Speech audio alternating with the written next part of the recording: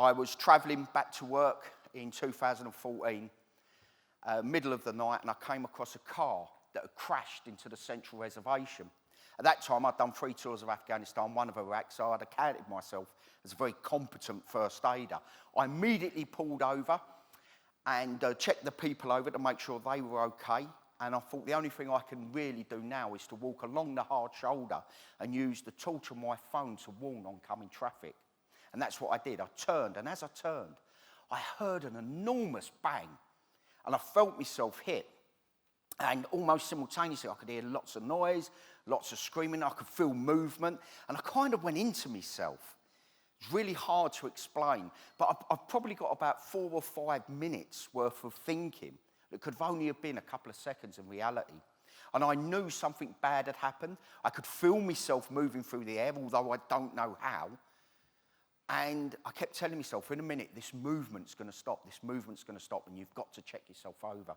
And I kind of landed kneeling down. So when you kneel, typically your leg goes behind you, so my leg that isn't there anymore, I couldn't see, so it was behind me. And I sort of patted myself down, but my other leg, when I looked down, was going out at that angle. And if you've ever looked at something and thought, there's something not quite right with what I'm looking at right now, it was exactly like that. And I looked again, and that's when I realised I was badly injured, and I kind of fell backwards down a grass verge, crawled underneath the barrier back onto the hard shoulder, and that's when I saw that my leg had gone.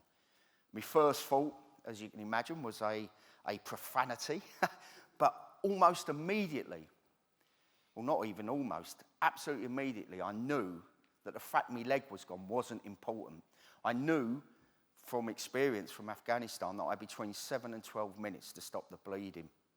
I couldn't physically do that. I wasn't capable.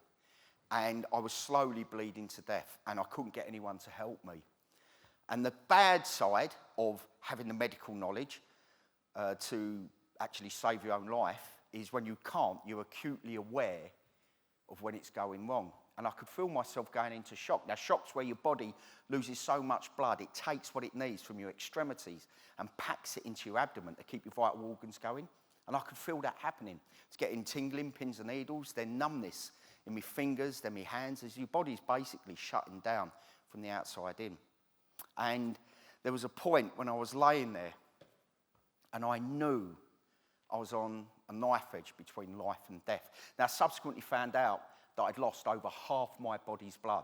Approaching that, for those first aiders out there will confirm this, approaching that is where people tend to die. I'd gone beyond that. So when I say I knew I was on a knife edge between life and death, I absolutely was.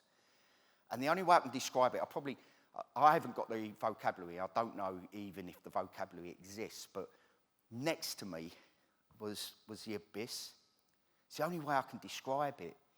It was a real, tangible thing. And I knew that I was that close to dying. Now, I'm a family man. I've got a wife and 2 children. And I briefly thought about making that phone call. And I say briefly because I know that if I'd have made that call, it would have been an admission, I don't know, to the tarmac, to the universe, to whatever, that this was a fight that I wasn't going to win.